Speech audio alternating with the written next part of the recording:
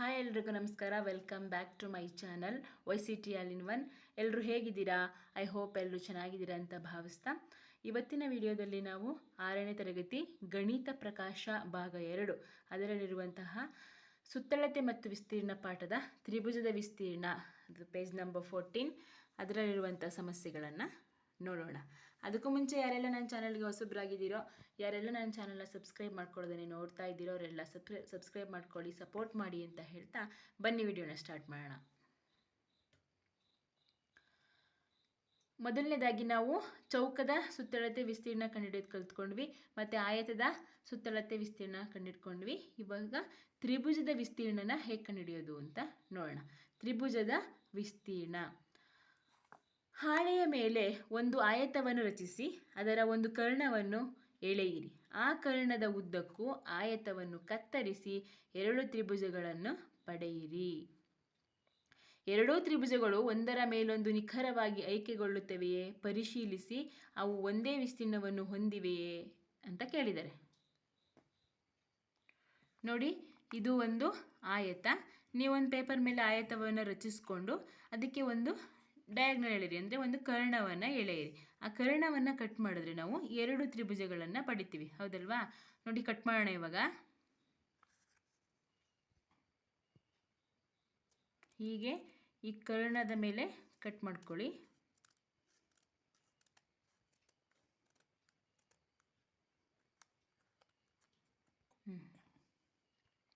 ಇಲ್ಲಿ ಒಂದು ಆಯತ ಇತ್ತಲ್ವಾ, ಈ ಕರ್ಣ ನಾನು ಕಟ್ ಮಾಡಿಕೊಂಡ್ರೆ ನನಗೆ 2 ತ್ರಿಭುಜಗಳು ಸಿಕ್ಕಿದೆ.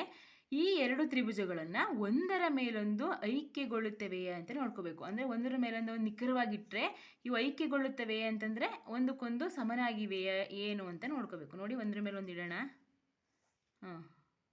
ಐಕ್ಯಗೊಳ್ತವೆ ಅಲ್ವಾ? ಅಂತಂದರೆ ಐಕ್ಯಗೊಳ್ತದೆ ಅಂತಂದರೆ ಕೆಳಗಡೆ ಇರೋ ತ್ರಿಭುಜ ನಮಗೆ ಮೇಲ್ಗಡೆ ಕಾಣಬಾರ್ದು. ನೋಡಿ, ಒಂದಕ್ಕೊಂದು ಹೇಗೆ ಐಕ್ಯಗೊಳ್ತಾ ಇದೆ? ಏನು ಕಾಣ್ತಾ ಇಲ್ಲ. ಹಾಗಾಗಿ ಐಕ್ಯಗೊಳ್ಳುತ್ತವೆಯೇ ಅಂದರೆ ಹೌದು, ಐಕ್ಯಗೊಳ್ಳುತ್ತವೆ. ಪರಿಶೀಲಿಸಿ. ಅವು ಒಂದೇ ವಿಸ್ತೀರ್ಣವನ್ನು ಹೊಂದಿವೆಯೇ ಅಂತ ಕೇಳಿದ್ದಾರೆ. ಹೀಗೆ ನಾವು ಈ ಆಕ್ಟಿವಿಟಿ ಮಾಡಿ ನೋಡಿದ್ಮೇಲೆ ಒಂದು ಆಯತವನ್ನು 2 ತ್ರಿಭುಜಗಳನ್ನಾಗಿ ಮಾಡಿದ್ದೀವಿ. ಅದನ್ನು ಒಂದರ ಮೇಲೆ ಒಂದು ಹಿಂಗೆ ಇಟ್ಟು ನೋಡ್ತಾ ಇದ್ದೀವಿ. ಈಗ ಇಟ್ಟು ನೋಡಿದ್ಮೇಲೆ ಇದು ಐಕ್ಯಗೊಳ್ತವೆ. ಹಾಗಾದರೆ ಇಲ್ಲಿ ನಮಗೆ ಆನ್ಸರು ಹೌದು, ಐಕ್ಯಗೊಳ್ಳುತ್ತಿವೆ, ಒಂದೇ ವಿಸ್ತೀರ್ಣವನ್ನು ಹೊಂದಿದೆ.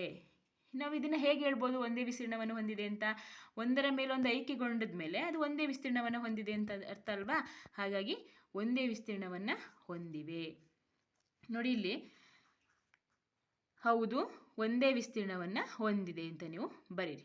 ನೆಕ್ಸ್ಟ್, ವಿಭಿನ್ನ ಅಳತೆಗಳನ್ನು ಹೊಂದಿರುವ ಹೆಚ್ಚಿನ ಆಯತಗಳೊಂದಿಗೆ ಇದನ್ನು ಪ್ರಯತ್ನಿಸಿ. ನೀವು ಇದನ್ನು ಚೌಕಕ್ಕೂ ಪರಿಶೀಲಿಸಬಹುದು ಅಂತ. ಬೇರೆ ಬೇರೆ ಅಳತೆ ಇರುವ ಆಯತಗಳೊಂದಿಗೆ ಅಥವಾ ಚೌಕಗಳಿಗೆ ನೀವು ಇದನ್ನು ಮಾಡಿ ನೋಡಿ. ಈ ಚಟುವಟಿಕೆಯಿಂದ ನೀವು ಯಾವುದಾದರೂ ತೀರ್ಮಾನಕ್ಕೆ ಬರಬಹುದೇ ಅಂತ ಕೇಳಿದ್ದಾರೆ. ಅದನ್ನು ಇಲ್ಲಿ ಬರೆಯಿರಿ ಅಂತ. ಯಾವ ತೀರ್ಮಾನಕ್ಕೆ ನೀವು ಬರ್ತೀರಾ? ಅದನ್ನು ಇಲ್ಲಿ ಬರೀರಿ ಅಂತ ಕೇಳಿದ್ದಾರೆ. ಎಲ್ಲ ಆಯತದಲ್ಲಿ ತ್ರಿಭುಜಗಳು ಒಂದೇ ಆಗಿವೆ ಅಂತಂತ.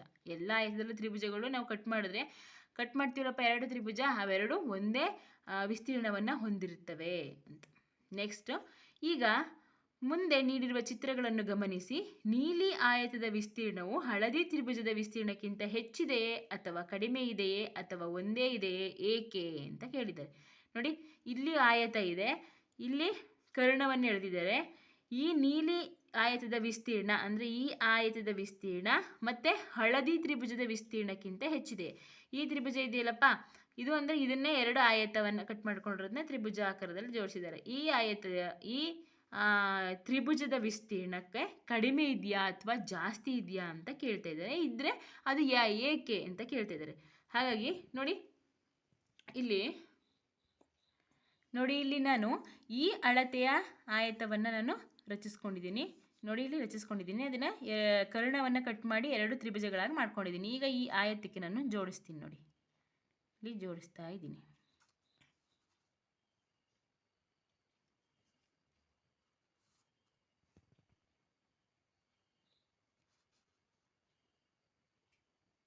ನೋಡಿ, ಇಲ್ಲಿ ಈಗ ಜೋಡಿಸ್ಕೊಂಡಿದ್ದೀನಿ. ಈ ಆಯತಕ್ಕೆ ಒಂದು ತ್ರಿಭುಜ ತಗೊಂಡಿದ್ದೀನಿ. ಅದನ್ನು 2 ಕರ್ಣಗಳಾಗಿ ಮಾಡಿಕೊಂಡು ಕರ್ಣವನ್ನು ರಚಿಸ್ಕೊಂಡು ಅದನ್ನು ಕಟ್ ಮಾಡಿಕೊಂಡು 2 ತ್ರಿಭುಜಗಳನ್ನಾಗಿ ಮಾಡಿಕೊಂಡು ಇಲ್ಲಿ ಈ ಆಯತದ ಮೇಲೆ ಇಟ್ಕೊಂಡಿದ್ದೀನಿ. ಅಂದರೆ ಈ ವಿಸ್ತೀರ್ಣ, ನೆಕ್ಸ್ಟು ಈ ವಿಸ್ತೀರ್ಣ ಇದೆಯಲ್ವಾ, ಇದನ್ನು ತ್ರಿಭುಜಗಳನ್ನ ತಗೊಂಡು ಇದ್ರ ಮೇಲೆ ಇಡ್ತೀನಿ. ನೋಡಿ,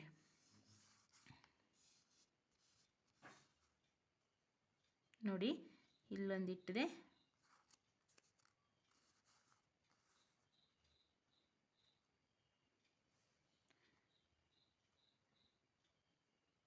ಇಲ್ಲೊಂದಿಟ್ಟೆ. ಹಾಗಾದರೆ ಈಗ ನೀವೇ ಹೇಳ್ಬೋದು ಇದರ ವಿಸ್ತೀರ್ಣ ಎರಡು ಹೆಚ್ಚಿದೆಯೋ, ಇದಕ್ಕಿಂತ ಇದು ಜಾಸ್ತಿ ಇದೆಯೋ ಅಥವಾ ಇದಕ್ಕಿಂತ ಇದು ಕಡಿಮೆ ಇದೆಯೋ ಅಂತ ನೀವೇ ಯೋಚನೆ ಮಾಡ್ಬೋದು. ಈಗ ನಾನು ಆ್ಯಕ್ಟಿವಿಟಿ ಮಾಡಿ ತೋರಿಸಿದ್ದೀನಿ, ನಿಮಗೆ ಕಾಣಿಸ್ತಾ ಇದೆ ಎರಡೂ ಚಿತ್ರಗಳ ವಿಸ್ತೀರ್ಣ ಏನಾಗಿದೆ, ಒಂದೇ ಆಗಿದೆ ಅಲ್ವಾ. ಇಲ್ಲಿ ಮಾಡಿರೋ ವಿಸ್ತೀರ್ಣ ಒಂದೇ ಆಗಿದೆ, ಯಾಕೆಂದರೆ ಈ ಆಯತದಿಂದಲೇ ನಾವು ಎರಡು ತ್ರಿಭುಜಗಳನ್ನ ಪಡ್ಕೊಂಡಿದ್ದೀವಿ. ಹಾಗಾಗಿ ಇಲ್ಲಿ ಮಾಡಿ ನೋಡಿದಾಗ ಈ ಆಯತದಿಂದ ಎರಡು ತ್ರಿಭುಜಗಳನ್ನ ಪಡ್ಕೊಂಡ್ವಿ, ಅದನ್ನು ಈ ಹಳದಿ ಚಿತ್ರದ ಮೇಲೆ ಇಟ್ಟರೆ ಇದು ಕೂಡ ಸೇಮ್ ಒಂದೇ ವಿಸ್ತೀರ್ಣವನ್ನು ಹೊಂದಿದೆ. ಹಾಗಾಗಿ ನಮಗೆ ಏನು ನಾವು ಕನ್ಕ್ಲೂಡಿಗೆ ಬರ್ಬೋದು, ಎರಡು ಚಿತ್ರಗಳ ವಿಸ್ತೀರ್ಣವು ಒಂದೇ ಆಗಿದೆ. ಗೊತ್ತಾಯ್ತಲ್ವ ಮಕ್ಕಳೇ ಇವಾಗ. ನೆಕ್ಸ್ಟು, ನೀಲಿ ಆಯತದ ಮತ್ತು ಹಳದಿ ತ್ರಿಭುಜ ಮತ್ತು ಇವುಗಳ ವಿಸ್ತೀರ್ಣಗಳ ನಡುವೆ ಏನಾದರೂ ಸಂಬಂಧವನ್ನು ನೀವು ಕಾಣುವಿರಾ, ಆ ಸಂಬಂಧವನ್ನು ಇಲ್ಲಿ ಬರೆಯಿರಿ ಅಂತ ಕೇಳಿದ್ದಾರೆ. ಈಗ ಇವೆರಡು ಆ್ಯಕ್ಟಿವಿಟಿನ ನಾವು ಗಮನಿಸಿದ ಮೇಲೆ ಈ ಚಿತ್ರ ಮತ್ತು ಈ ಚಿತ್ರ ಇವೆರಡನ್ನ ಗಮನಿಸಿದ ಮೇಲೆ ಇವೆರಡಕ್ಕೂ ಏನಾದರೂ ಸಂಬಂಧ ಇದೆಯಾ, ನಾವು ಹೇಗೆ ಇದನ್ನು ಕನ್ಕ್ಲೂಡ್ ಮಾಡ್ಬೋದು, ಇದಕ್ಕೆ ನಾವು ಯಾವ ಸಂಬಂಧವನ್ನು ಮಾಡ್ಬೋದು ಅಂತಂದರೆ ಆಯತದ ವಿಸ್ತೀರ್ಣವು 2 ಪಟ್ಟು ತ್ರಿಭುಜದ ವಿಸ್ತೀರ್ಣ. ಅಂದರೆ ಈ ಆಯತದ ವಿಸ್ತೀರ್ಣ ಎರಡು ತ್ರಿಭುಜಗಳನ್ನ ಹಾಕಿದ್ರೆ ಬರುತ್ತಲ್ಲ ಆ ವಿಸ್ತೀರ್ಣಕ್ಕೆ ಸಮನಾಗಿದೆ ಅಂತ. ಈಗ ಇಲ್ಲಿ 2 ತ್ರಿಭುಜ ಬರುತ್ತಲ್ಲಪ್ಪ ಆಯತನ ಕರ್ಣ ಕಟ್ ಮಾಡಿದ್ರೆ, ಹಾಗಾಗಿ ಆಯತದ ವಿಸ್ತೀರ್ಣವು 2 ಪಟ್ಟು ತ್ರಿಭುಜದ ವಿಸ್ತೀರ್ಣ ಅಂತ ನಾವು ಕನ್ಕ್ಲೂಡ್ಗೆ ಬರಬಹುದು. ನೋಡಿ ನೆಕ್ಸ್ಟ್, ಮೇಲಿನ ಚಟುವಟಿಕೆಗಳಲ್ಲಿ ಗಮನಿಸಿದ ನಿಮ್ಮ ತೀರ್ಮಾನಗಳು ಮತ್ತು ಸಂಬಂಧಗಳನ್ನು ಪರಿಶೀಲಿಸಲು ಗ್ರಿಡ್ ಹಾಳೆಯ ಮೇಲೆ ಸೂಕ್ತ ತ್ರಿಭುಜಗಳನ್ನು ರಚಿಸಿ ಅಂತ ಹೇಳಿದ್ದಾರೆ. ನಾವಿಲ್ಲಿ ಮೇಲೆ ಏನು ತೀರ್ಮಾನ ಬಂದ್ವಿ, ಆಯತದ ವಿಸ್ತೀರ್ಣವು = 2 ಪಟ್ಟು ತ್ರಿಭುಜದ ವಿಸ್ತೀರ್ಣ ಅಂತ. ಇದನ್ನು ನಾವಿಲ್ಲೇ ನೋಡಿದ್ವಿ ಅಲ್ವಾ. ಇದನ್ನು ನೀವು ನೋಡ್ಬೇಕಂತಂದರೆ ಒಂದು ಗ್ರಿಡ್ ಹಾಳೆ ಅಂತಂದರೆ ಒಂದು ಗ್ರಾಫ್ ಹಾಳೆ ತಗೊಂಡು ನೀವು ಅದನ್ನು ಉಪಯೋಗಿಸಿ ನೋಡಿ ಅಂತ ಹೇಳಿದ್ದಾರೆ. ನೋಡಿ ಇಲ್ಲಿ ಗ್ರಿಡ್ ಹಾಳೆಯನ್ನು ಉಪಯೋಗಿಸಿ ಯಾವುದೇ ಆವೃತ ಆಕೃತಿಯ ವಿಸ್ತೀರ್ಣವನ್ನು ಲೆಕ್ಕಾಚಾರ ಮಾಡಲು ಹಿಂದಿನ ತರಗತಿಗಳಲ್ಲಿ ನೀವು ಅರ್ಥೈಸಿಕೊಂಡಿರುವುದನ್ನು ಬಳಸಿ ಮತ್ತು ಫಸ್ಟ್ ಒನ್, ನೀಲಿ ತ್ರಿಭುಜ BADಯ ವಿಸ್ತೀರ್ಣವನ್ನು ಕಂಡುಹಿಡಿಯಿರಿ. ನೀಲಿ ತ್ರಿಭುಜ BADಯ ವಿಸ್ತೀರ್ಣವನ್ನು ಕಂಡುಹಿಡಿಯಿರಿ ಅಂತ ಕೇಳಿದ್ದಾರೆ. ಇಲ್ಲಿ ಕ್ವಶನ್ ಇದೆ, ನಾವಿಲ್ಲಿ ಹೋದ ಕ್ಲಾಸಲ್ಲೆಲ್ಲ ಮಾಡಿದ್ವಪ್ಪ, ಕಳೆದ ತರಗತಿಗಳಲ್ಲಿ ಮಾಡಿದ್ವಲ್ಲ, ನಾವು ಅರ್ಧ ಇದ್ದರೆ ಹೇಗೆ ಕನ್ಸಿಡರ್ ಮಾಡಬೇಕು, ಅದಕ್ಕಿಂತ ಜಾಸ್ತಿ ಇದ್ದರೆ ಹೇಗೆ ಕನ್ಸಿಡರ್ ಮಾಡಬೇಕು, ಇವೆಲ್ಲನೂ ಮೊದಲು ಕಲ್ತ್ಕೊಂಡಿದ್ವಿ ಅಲ್ವಾ. ಅದೇ ಪ್ರಕಾರ ಈಗ ನಾವು ಆ ಸ್ಟೆಪ್ಗಳನ್ನ ಬಳಸ್ಕೊಂಡು ಇಲ್ಲಿ ಇವ್ರು ಏನು ಕೇಳಿದ್ದಾರೆ ಅದನ್ನು ನಾವು ಸಾಲ್ವ್ ಮಾಡಬೇಕು. ಇಲ್ಲಿ ಫಸ್ಟ್ ಒನ್ನು, ನೀಲಿ ತ್ರಿಭುಜ BADಯ ವಿಸ್ತೀರ್ಣವನ್ನು ಕಂಡುಹಿಡಿಯಿರಿ ಅಂತ ಕೇಳ್ತಿದ್ದಾರೆ. BAD ಎಲ್ಲಿದೆ, BAD ತ್ರಿಭುಜ ನೋಡಿ, ಇಲ್ಲಿ BAD ತ್ರಿಭುಜದಲ್ಲಿ ಕಾಣಿಸಿದೆಯಾ. ಈ ತ್ರಿಭುಜದ ವಿಸ್ತೀರ್ಣವನ್ನು ನಾವು ಕಂಡುಹಿಡಿಬೇಕು. ಕಂಡುಹಿಡಿಯೋಣ ಎಷ್ಟಿದೆ ಅಂತ ಅಂದ್ಬಿಟ್ಟು ನೋಡಿ, ನಾನು ಫಸ್ಟ್ ಫುಲ್ ಇರೋದನ್ನ ಕೌಂಟ್ ಮಾಡ್ಕೋತಾ ಇದ್ದೀನಿ. ನೋಡಿ BAD ಈ ತ್ರಿಭುಜವನ್ನು ಕಂಡುಹಿಡಿಬೇಕು. ನೀಲಿ ತ್ರಿಭುಜ ಇದು, ಇಲ್ಲಿ ಕಾಣ್ತೇನೆ ನೀಲಿ ಮಾರ್ಕು ಇದು ನೋಡಿ. 1 2 3 4 5 6 7 8 9 10 ಇಲ್ಲಿ ಅರ್ಧ ಇದೆ, ಅದನ್ನು ಅರ್ಧಕ್ಕಿಂತ ಜಾಸ್ತಿ ಇದೆ, ಅದನ್ನು 1 ಗಂಟೆ ಕೌಂಟ್ ಮಾಡ್ಕೋಬೇಕು. ಹಾಗಾಗಿ 10 ಚದರ ಮಾನಗಳು. ತ್ರಿಭುಜ BADಯ ವಿಸ್ತೀರ್ಣ ಎಷ್ಟು, 10 ಚದರ ಮಾನಗಳು. ನೋಡಿ 10 ಚದರ ಮಾನಗಳು. ನೆಕ್ಸ್ಟ್ ಸೆಕೆಂಡ್ ಒನ್, ಕೆಂಪು ತ್ರಿಭುಜ ABಯ ವಿಸ್ತೀರ್ಣವನ್ನು ಕಂಡುಹಿಡಿಯಿರಿ. ABE ನೋಡಿ, ಇಲ್ಲಿ ತ್ರಿಭುಜ ABE ಹೇಳಿ, ಕೆಂಪು ತ್ರಿಭುಜ ABE ಕಾಣ್ತಿದೆಯಲ್ಲಿ ತ್ರಿಭುಜ, ಕೆಂಪು ತ್ರಿಭುಜ. ಈ ತ್ರಿಭುಜದ ವಿಸ್ತೀರ್ಣವನ್ನು ನಾವು ಕಂಡುಹಿಡಿಬೇಕು. ಕಂಡುಹಿಡಿಯೋಣವಾ ಎಷ್ಟಿದೆ ಅಂತ. ಈಗ ನಾವು ತ್ರಿಭುಜ ABEಯ ವಿಸ್ತೀರ್ಣವನ್ನು ಕಂಡುಹಿಡ್ಕೋಬೇಕು. ನಾನು ಅವಾಗಲೇ ಹೇಳ್ದಂಗೆ ಗ್ರಾಫ್ ಶೀಟ್ ಮೇಲೆ ನಾವು ಹೇಗೆ ಕೌಂಟ್ ಮಾಡ್ಕೋಬೇಕು ಅಂತ ಮೊದಲೇ ಕಲ್ತ್ಕೊಂಡಿದ್ದೀವಿ. ಆ ಸ್ಟೆಪ್ಗಳನ್ನ ನಾವು ಫಾಲೋ ಮಾಡಿ ಇದನ್ನು ತೊಗೋಬೇಕು. ಅಂದರೆ ಅರ್ಧ ಇದ್ದರೆ ಎಷ್ಟು ಕೌಂಟ್ ಮಾಡ್ಕೋಬೇಕು, ಅರ್ಧಕ್ಕಿಂತ ಜಾಸ್ತಿ ಇದ್ದರೆ ಎಷ್ಟು ಕೌಂಟ್ ಮಾಡ್ಕೋಬೇಕು, ಅರ್ಧಕ್ಕಿಂತ ಚಿಕ್ಕದಿದ್ದರೆ ಎಷ್ಟು ಕೌಂಟ್ ಮಾಡ್ಕೋಬೇಕು ಅಂತ ಲಾಸ್ಟ್ ವೀಡಿಯೋಸಲ್ಲೆಲ್ಲ ಮಾಡಿದ್ದೀವಿ. ಅದನ್ನು ನೀವು ಒಂದು ಸ್ವಲ್ಪ ಚೆಕ್ ಮಾಡಿ. ಇವಾಗ ನೋಡಿ ABಯ ತ್ರಿಭುಜವನ್ನು ನಾವು ವಿಸ್ತೀರ್ಣವನ್ನು ಕಂಡುಹಿಡಿಯೋಣ. ನೋಡಿ ರೆಡ್ ಕಲರ್ ಕಾಣ್ತಿದೆಯಲ್ಲ, ಆ ತ್ರಿಭುಜದ ವಿಸ್ತೀರ್ಣ ಕಂಡುಹಿಡಿಬೇಕು. ಕೌಂಟ್ ಮಾಡೋಣವಾ.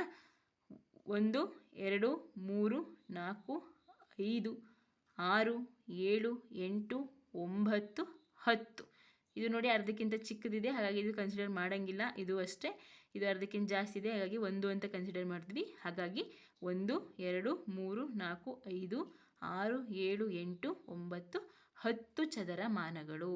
ಹಾಗಾದರೆ ತ್ರಿಭುಜ ಎ ಬಿಯ ವಿಸ್ತೀರ್ಣ ಎಷ್ಟು? 10 ಚದರಮಾನಗಳು. ನೋಡಿ, ಇಲ್ಲೊಬ್ಳು ಹುಡುಗಿ ಇದ್ದಾಳೆ, ಅವಳೊಂದು ಕ್ವೆಶನ್ ಕೇಳ್ತಾ ಇದ್ದಾಳೆ. ಕೆಂಪು ಮತ್ತು ನೀಲಿ ತ್ರಿಭುಜಗಳೆರಡು ಒಂದೇ ವಿಸ್ತೀರ್ಣವನ್ನು ಹೊಂದಿವೆ, ಆದರೆ ಅವು ಬಹಳ ವಿಭಿನ್ನವಾಗಿ ಕಾಣುತ್ತವೆ ಅಂತ ಹೇಳ್ತಿದ್ದಾಳೆ ಅಲ್ವಾ. ಇದು ತ್ರಿಭುಜ ನೀಲಿ ತ್ರಿಭುಜ ಬಿ ಎ ಡಿ ಹಾಗೂ ಕೆಂಪು ತ್ರಿಭುಜ ಎ ಬಿ, ಇವೆರಡು ತ್ರಿಭುಜಗಳು 10 ಚದರಮಾನಗಳನ್ನು ಹೊಂದಿವೆ. ಹಾಗಾಗಿ ಎರಡು ತ್ರಿಭುಜಗಳು ಒಂದೇ ವಿಸ್ತೀರ್ಣವನ್ನು ಹೊಂದಿವೆ, ಆದರೆ ಅವು ಬಹಳ ವಿಭಿನ್ನವಾಗಿ ಕಾಣುತ್ತವೆ. ಹೌದಲ್ವಾ? ನೋಡಿ, ತ್ರಿಭುಜ ಬಿ ಎ ಡಿ ನೀಲಿ ತ್ರಿಭುಜ ಹೀಗಿದೆ, ಲಂಬಕೋನ ತ್ರಿಭುಜ ಇದೆ. ಮತ್ತು ತ್ರಿಭುಜ ಎ ಬಿ ನೋಡಿ ಹೀಗಿದೆ ಅಲ್ವಾ. ನೋಡೋಕ್ಕೆ ಇವು ವಿಭಿನ್ನವಾಗಿದ್ರೂ ಕೂಡ ಇವು ಒಂದೇ ವಿಸ್ತೀರ್ಣವನ್ನು ಹೊಂದಿರ್ತವೆ ಅಂತ ಅಂದ್ಬಿಟ್ಟು ಈ ಹುಡುಗಿ ಹೇಳ್ತಾ ಇದ್ದಾರೆ. Next, A B C D ಆಯತದ ವಿಸ್ತೀರ್ಣ ಇಸ್ ಈಕ್ವಲ್ ಟು ಅಂತ ಕೇಳಿದ್ದಾರೆ. ನೋಡಿ, ಎ ಬಿ ಸಿ ಡಿ ಆಯತದ ವಿಸ್ತೀರ್ಣ. ಎ ಬಿ ಸಿ ಡಿ ಎಲ್ಲಿದೆ ಆಯತ? ನೋಡಿ ಇಲ್ಲಿ A B C D, A B C D ಇದು ಒಂದು ಆಯತ. ಈ ಆಯತದ ವಿಸ್ತೀರ್ಣ ಎಷ್ಟು ಅಂತ ಇಸ್ ಈಕ್ವಲ್ ಟು ಕೇಳಿದ್ದಾರೆ. ನೋಡಿ ಇಲ್ಲಿ 1 2 3 4 5, 1 2 3 4. ಹಾಗಾಗಿ ಇದರ ವಿಸ್ತೀರ್ಣ ಎಷ್ಟು? ಆಯತದ ವಿಸ್ತೀರ್ಣ ಕಂಡುಹಿಡಿಯುವ ಸೂತ್ರ ಏನು? ಉದ್ದ ಇಂಟು ಅಗಲ. ಉದ್ದ ಎಷ್ಟು? 5, ಅಗಲ ಎಷ್ಟು? 4 ಮಾನಗಳು. ಹಾಗಾಗಿ ಇಲ್ಲಿ ನೋಡಿ, ಎ ಬಿ ಸಿ ಡಿ ಆಯತದ ವಿಸ್ತೀರ್ಣ 5 ಇಂಟು 4. ಹಾಗಾದರೆ 5 4 20 ಚದರಮಾನಗಳು. ಎ ಬಿ ಸಿ ಡಿ ಆಯತದ ವಿಸ್ತೀರ್ಣ 20 ಚದರಮಾನಗಳು. ಆದ್ದರಿಂದ ತ್ರಿಭುಜ ಬಿ ಎ ಡಿ ವಿಸ್ತೀರ್ಣವು ಆಯತ ಎ ಬಿ ಸಿ ಡಿ ವಿಸ್ತೀರ್ಣದ ಅರ್ಧದಷ್ಟಿದೆ. ನೋಡಿ, ಇವರು ಏನು ಹೇಳ್ತಾ ಇದ್ದಾರೆ ಇಂಡೈರೆಕ್ಟಾಗಿ ಅಂತ. ಎ ಬಿ ಸಿ ಡಿ ವಿಸ್ತೀರ್ಣ ಆಯತ ಇದೆ ಅಲ್ವಾ, ಆಯತದ ವಿಸ್ತೀರ್ಣ ಎಷ್ಟು? 20 ಚದರಮಾನಗಳು. ಆದರೆ ನಮಗೆ ನೀಲಿ ತ್ರಿಭುಜ ಇತ್ತಲ್ಲಪ್ಪ ಇಲ್ಲಿ ನೋಡಿ, ಬಿ ಎ ಡಿ ನೀಲಿ ತ್ರಿಭುಜ ಇತ್ತಲ್ಲ, ಅದರ ವಿಸ್ತೀರ್ಣ ಏನಾಗಿದೆ?